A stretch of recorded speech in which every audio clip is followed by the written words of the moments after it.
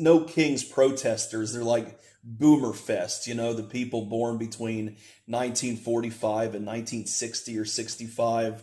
It's geezers. It's the last hoorah of the bra-burning hippies, the pink communist sissy boys in tie-dye.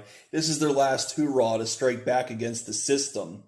But what's really funny is these idiots are the system, okay? What they're really striking back against is their own grandchildren.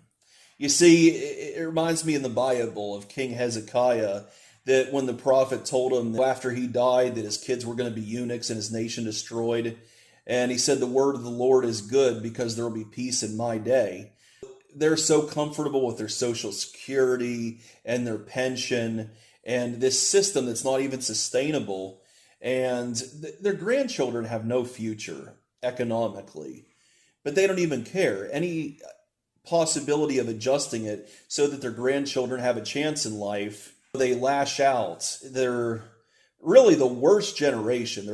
It reminds me of the TV show All in the Family, where you had the World War II generation working class stiff Archie Bunker.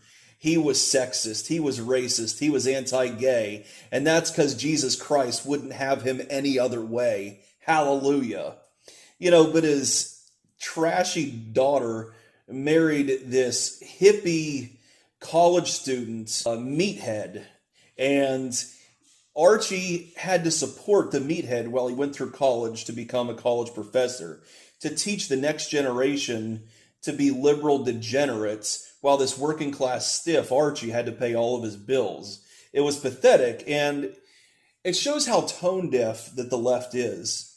That they thought the Meathead was the hero of the show. They thought that the Meathead was the hero and Archie was the villain, but nuh-uh.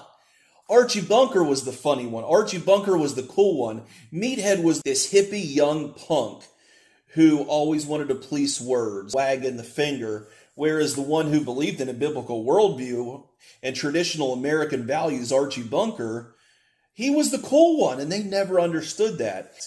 And we're seeing the same situation develop right now, where the Meathead generation took over the bureaucracies, took over the corporations, took over education. They're idiots. They suck.